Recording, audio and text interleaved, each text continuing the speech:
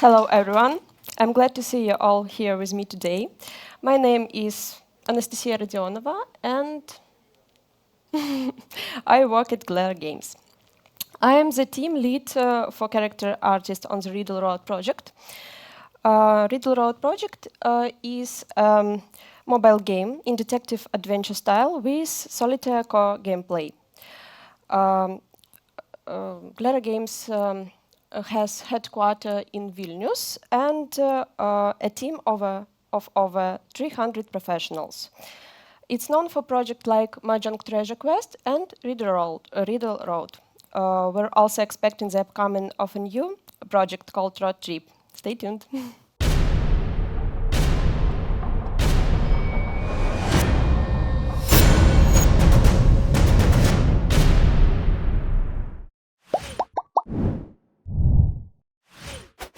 Today, I would like to talk about an interesting topic, managing in our team. Here's an agenda of what we'll cover today.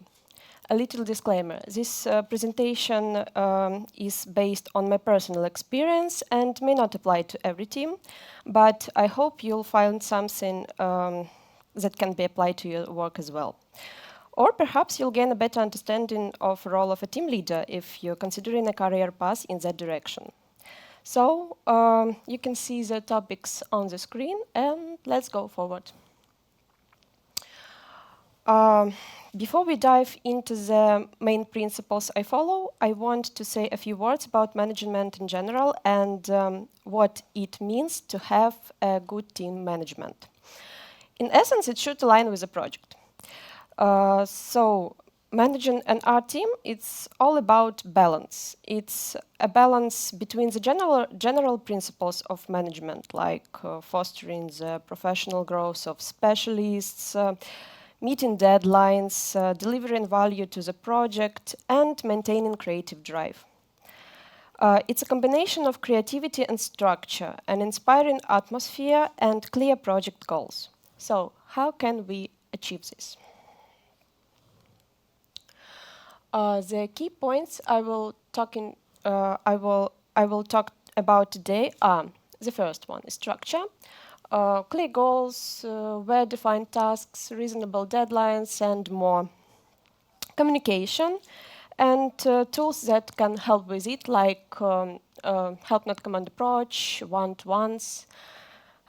Creative environment, like work-life balance, education, leadership, and other, and recruitment. So soft skills versus hard skills. Let's start with structure. Structure. What does it mean? Structure forms the organizational foundation, providing order and clarity at every stage of the work processes, from sketching to the final iteration. It enables artists to navigate through the workflow stage smoothly. And in that case, it's good to establish rules and clear goals within the team. It can help to create a positive environment that supports creativity. Let's break it down into the following categories. First, it's team rules. Team rules, they are the rules of interaction within a group, often unspoken. For example, is it acceptable in your team to express opinions on matters where you're not an expert? In our team, we have rules such as all work iterations are visible to entire team, or all feedback are visible too. If someone doesn't respond to a task feedback, send him a kindly reminder. Or, for example, signal problems in advance. It's really helpful in work processes, as you can imagine. Roles and responsibilities. It's about understanding of your role and personal responsibility for tasks, no matter which position you have. Clarity of processes. This involves transparency of processes where every team member can understand what the team lead is currently working on, what the senior is doing, who can provide feedback, and who is assigned as a mentor. This helps to keep team motivated. Guides and manuals. They should exist and should be regularly updated. Artists can refer back to them and check if they have done things correctly, like cutting files to the animation, or uploading files to cloud storage. This helps both the manager and the artist to have their inner peace. And the last one is clear and understandable tasks. So how well do you understand the task created by you or assigned by the game designer to the artist in the team? The quality of the outcome depends on a properly formulated task description. If there are confusion, the lack of description, there is no references, it will obviously be difficult to deliver a high quality result. So, as you can see, it is useful to establish such rules and structure, outline them for yourself, and deliver it to your team as well. This way, no one will have fear or misunderstand how the process is structured and what's need to be done. Chaos is not a helper in work process. Communication. Communication is more than just an interaction among artists or between artists and managers and departments. It includes giving valuable feedback, identifying growth areas, providing training, and many others. It involves addressing issues, offering constructive criticism, and sharing ideas. This is how creative collaboration is born, benefiting both the artist and the project. And that's why communication can be called the queen of awesome art. So a few words about communication is the first one is building trust. Building trust is a wonderful thing because it enables the team to trust their team leader. Trust allows for effective problem resolution. When team members trust their leader, they won't hesitate to approach them with art-related issues. For example, if someone is stuck on a sketch or doesn't understand something, they know that the leader is not a hostile manager, but a helper, a mentor. And this mentor can help navigate the situation, provide feedback, offer some suggestions and references, and guide in the right direction without judgment, even when things don't go as planned. Trust has a positive impact not only on a team member's moral and motivation, but also in the project too, enabling timely problem identification and better timeline planning. The second one is quality feedback, both giving and receiving. Feedback should be clear, timely, and respectful. Feedback is indeed an interesting topic, but especially when it comes to providing it to artists. But I won't focus on it now. It's a big topic. To give effective feedback, you should be open to receiving it as well. It's also important to transmit this principle to the team. Feedback is not something negative or just criticism. It's related to work task and performance, not to the artist's personality.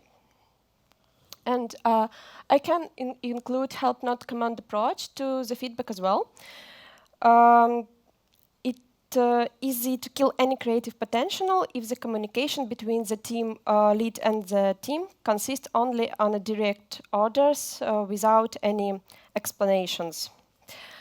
There are things that can obviously done incorrectly, such as anatomy or for fundamental principles, but there are also huge subjective aspects that often depend on the artist's taste and personal vision.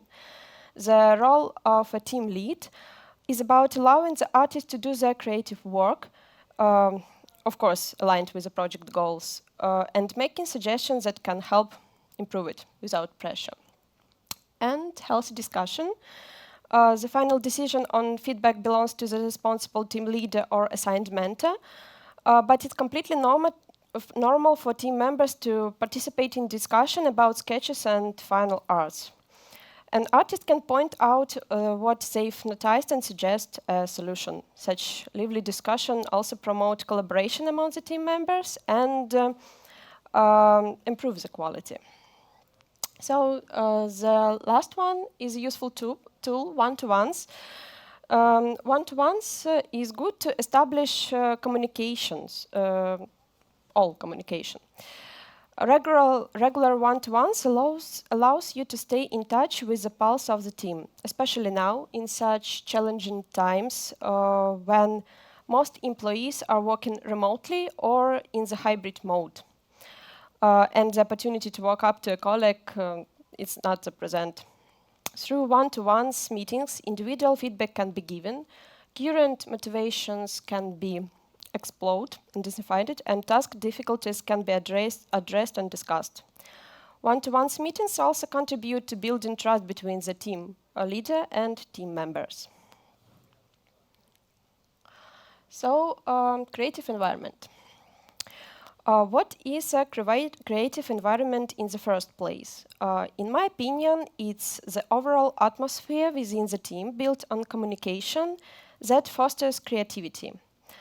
It allows each challenging task to be perceived as highly interesting as a challenge. Of course, routine tasks also have their place, but it's a creative environment that enables us to seek interesting solutions even in the routine tasks. And what can help establish a creative environment? First of all, work-life balance. If an artist or a team lead doesn't take breaks and dedicates all their time to work, there is 99% of burning out, chance of burnout. It's important to rest, encourage the team to rest, and avoid overworking. Leadership is a valuable skill to develop for effective teamwork. There are many different types of leadership, and a team can have more than one leader. The main idea is to interact effectively with any leaders in the team and direct their energy correctly. In such cases, it will bring only positive results. I also included education as a part of creative environment. It doesn't work for everyone, but of course, it's great when you see your own professional growth and professional growth of your team members around you. Education benefits both the team and the project. We all motivated by completely different things, often in combination. It could be money or career path or self-development or challenging tasks. When selecting candidates, it's great to try to understand their motivation. However, it's hard to fully achieve this during the interview. It's good to regularly explore the motivation of the artist within the team. One-to-one meetings can be a useful tool of that. In the long term, it benefits both the artist and the project, which will gain the loyalty of that artist. So the last one is recruiting, the final topic, but it's also significant, and I could have even put the recruiting on the first place, but because it's where usually starts with team formation. It's important to have the right people in the team. So what does this mean? Main concern of recruitment is to find someone who matches the hard skills required for a particular job. In the context of art-team interaction, hard skills are not everything. Soft skills play an equal role nowadays. If an artist has gaps in hard skills, they can always be explained or taught. However, if an artist has difficulty with receiving feedback or becomes closed off, it's quite challenging. There's a possibility that an artist may cause future issues, not listening to feedback, failing to execute it, or conversely being afraid to express their own opinion. In general, it's desirable to seek mentally mature individuals. During the probation period, it's crucial to watch and draw conclusions and gather feedback about new team members. So, conclusion. Every creative team is primarily about collaboration, honesty, and openness among its team members. Managing an art team is a great work that goes beyond task or tasks assignments. It involves ensuring a creative atmosphere and high-quality results. This can be achieved through effective communication, feedback, establishing processes, writing guidelines, and more. By considering the above points, the result is a strong team that can handle challenges and overcome crises. They understand their roles in project and they are dedicated to delivering results. The character artist team on the Riddle Road project is exactly that kind of team, in my opinion. Following the principles of structure, communication, creative environment, and recruiting helps me to achieve that. I hope it will help you as well. So, thanks. Thank you very much. Thank you. Do we have any questions in the audience? I will be happy to pass you the microphone. They need some time to, prepare. Yep. Great. Yeah, sure. Hello. How exactly do you grow trust between your members of team and you? Usually, I use one-to-ones to communicate with my team, to speak with them, and I don't know. Building trust, it's where you how can I say that? If you promise something to your artist, if you help them to grow, to achieve their individual goals, it really helps to establish this trust between you and your team member. He knows that you can help them, can understand them, and more of this, I think. Okay, thank you. Do we have more questions? Okay. Hello. Hi. This question. Should the manager work only with communicated people, or he should mix communicated with people and work on production too? It is important. I work, but I think it's not important. It's two different lines of your career path. You can be a manager or you can be the lead who draws, but I mix it in my maybe work in production can understand your people better? Nope. I think yes. You know what they doing and you doing as well what they do. So I think yes, it can help. Thank you. Do we have more questions? I'll stand up to see the hands. Okay. I wanted to ask myself as well. So nowadays we are going from those COVID times to hybrid mostly ways of working, from the office and from home. And I know that managing teams may be pretty challenging in those ways. So what do you prefer better, to work on site with people on a daily, regular basis, seeing them physically, working online, or hybrid is okay to you? Hybrid is okay for me. I see no problem with working in hybrid or how I should say it. Online, offline. Online, yeah, online, offline. It doesn't matter. Okay. You just communicate with your people, and that's all. Okay. And just one question more. How do you communicate with them? In which platform? I don't know, maybe some chats or calls? What people prefer? It's everyday chat where we write each other and providing for feedback, for something like that. And of course, it's a call. It syncs one time of week and regularly one-to-ones, one time of months, and everyday chatting as well as too. Okay. God bless, it's not emails. No. Thank you very much.